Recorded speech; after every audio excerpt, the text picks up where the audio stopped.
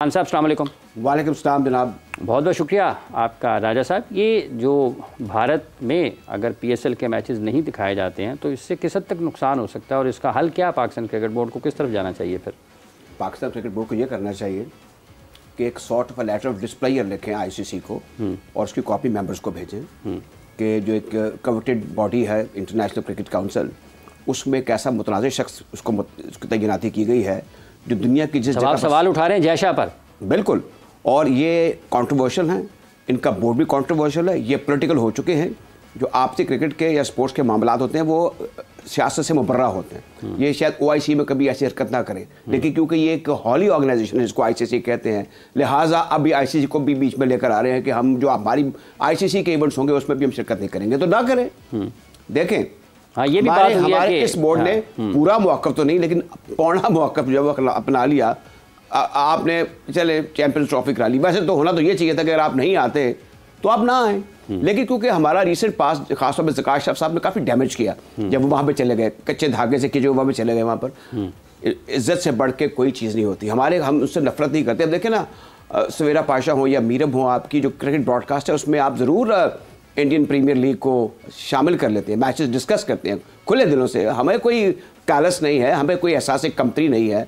आज मुझे हमारे केबल ऑपरेटर ने बताया कि हमें ऑर्डर किया गया है कि आप आईपीएल के मैचेस दिखाने बंद कर दें। टिट फॉर टैट होना चाहिए, it's a two way traffic. जहाँ तक इंडिया के दीगर मामलात है उस पर तो आपका चैनल है वो काफ़ी ताबड़तोड़ किस्म के प्रोग्राम कर रहा है, धुआंधार किस्म के, और लोगों को काफ़ी एजुकेट भी कर रहा है। अब इस पर ज़रूरी है कि जो हमारा क्रिकेट का फोरम है इसमें सारी चीज़ों को नोट करते हुए जो पढ़े लिखे लोग हैं, जैसे कि हमारे सीईओ हैं, वो सिविल सर्वेंट हैं, वो एक ऐसा ड्राफ्ट करें जिसमें आईसीसी को मुखातिब किया जाए और जितने भी ये मेंबर्स हैं, बड़े मेंबर्स हैं, चले जो फुल मेंबर्स हैं। अब आपके ख्याल में उनके लिखने पढ़ने का वक्त अब आया है जिसके लिए आप उनकी हिमायत भी करते हैं? अब आप जाहिर है कि किसी और को तो नहीं कह सकते ना। अब जितने हमारे क्रिकेटर इस वक्त आदिल सर्विस हैं वो तो ड्राफ्टिंग नहीं कर सकते ना, उनको डिप्लोमेटिकल लैंग्वेज का पता है। तो जो जिन्होंने सीएसएस किया होता है वो उनकी काफ़ी ट्रेनिंग होती है, फिर उनके राब्ते भी होते हैं कि हमने लीगल लैंग्वेज इस्तेमाल करनी है, हमने जो हमारा डिप्लोमेटिक एक नॉर्म्स है उनको भी मलहूज़ा खाते रखना है। तो मेरे ख्याल में they should immediately take this step कि ये यहाँ यहीं से काम शुरू कर दें, क्योंकि अब जैसे आप पीछे आएंगे वैसे वैसे ये चढ़ाई करना शुरू कर देंगे। देखें ना, इन्होंने हर जगह पर गंद डाला हुआ है। इन्होंने अब ये कहते हैं हम आईसीसी के, भाई क्या हो, कैसे करेंगे आप कर लेंगे तो आप ना खेलें, माइनस कर ले, एक और ये काम करेंगे, ये हाईजैक करने की कोशिश करेंगे आईसीसी को कि नहीं हमें आईसीसी की जरूरत नहीं है, हम खुद ही आईसीसी हैं। क्योंकि सारे जो क्रेविंग हो रही होती है पैसे की, वो क्रिकेटर चाहे वो गोरे हों चाहे वो गोरे ना हो, वो किच्चे चले आते हैं पैसे की खातिर। अब वो ये समझ रहे कि पैसा सब कुछ है, लेकिन पैसा कुछ नहीं है। क्या साउथ अफ्रीका का 22 साल तक भूखा पानी बंद हुआ था, उनकी क्रिकेट खत्म हो गई थी? तो हमें ये चाहिए वो should keep our powder dry और सारी चीज़ें जो हैं उनको देखकर और इनके खिलाफ एक प्यूनिटिव एक्शन जरूर होना चाहिए।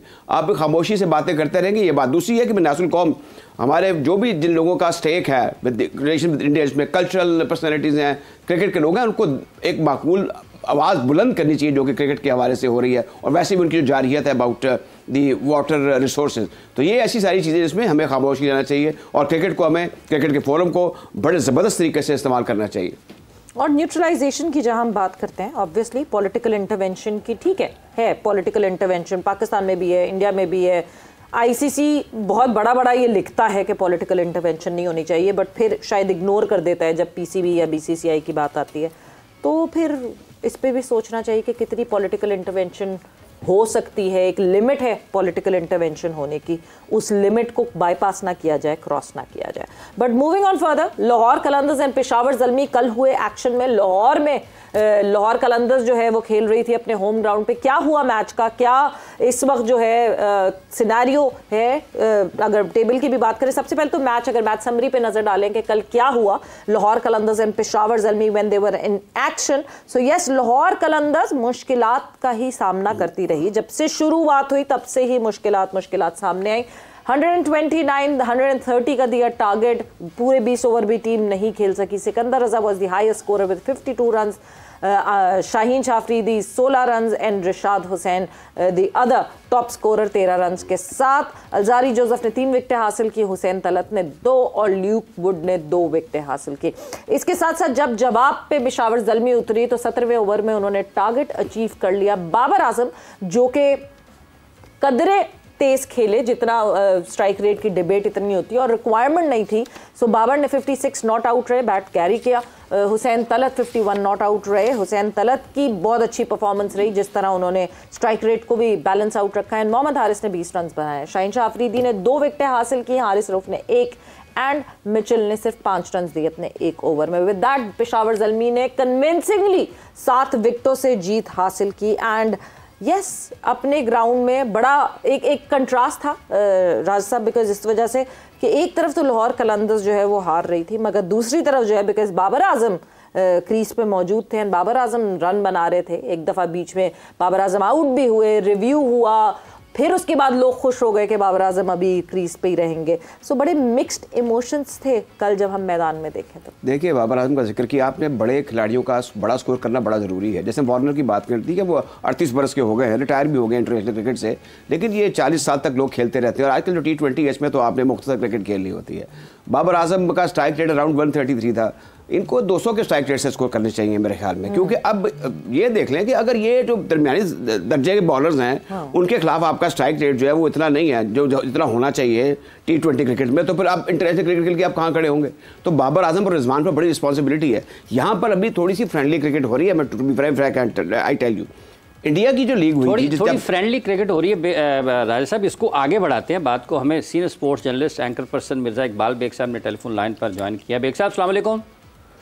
वालेकुम अस्सलाम इमरान, बहुत शुक्रिया आपका। बहुत शुक्रिया बेग साहब आपके वक्त का। ये जो इंडिया पाकिस्तान के माबैन इस वक्त ताल्लुकात हैं और उस पर राजा साहब ने कहा है कि ICC को लेटर लिखना चाहिए पाकिस्तान क्रिकेट बोर्ड को। ये जो पाकिस्तान के मैचेस भारत में नहीं दिखाए जा रहे हैं और वो मीडिया वहाँ से ये भी रिपोर्ट कर रहा है कि आगे आने वाले मैचेस में ICC की सतह पर इन दोनों टीमों को एक पूल में नहीं होना चाहिए। तो आप इन मौजूदा हालात में कि उनके जो ब्रॉडकास्टर्स हैं, उनके अमले में जो शामिल लोग हैं, उनको वापस भेजा जाएगा और PSL के मैचेस नहीं दिखाए जाएंगे, क्या करना चाहिए पाकिस्तान क्रिकेट बोर्ड को बेग साहब इस मामले में? देखिए, एक तो ICC को अगर लेटर लिखना तो वही हुआ ना कि दीवार से सर टकराने के मुतरादिफ है, क्योंकि ICC तो इंडियन क्रिकेट काउंसिल है और ICC का चेयरमैन जय शाह है, वो तो खुद बाइस्ड है। वो किस तरीके से इस मामले को कंसीडर करेंगे? अभी उन्होंने हमारे साथ जो किया चैंपियंस ट्रॉफी में वो सबके सामने है। तो मेरे ख्याल में ICC से तो तवक्को करना फजूल है। अब सवाल ये पैदा होता है, अगस्त सितंबर में जो एशिया कप होने जा रहा है, जो कि भारत को मेजबानी मिली है, लेकिन अब लग रहा है कि वो एशिया कप या तो दुबई में होगा, मुत्तहिदा अरब अमारात में, या फिर श्रीलंका में।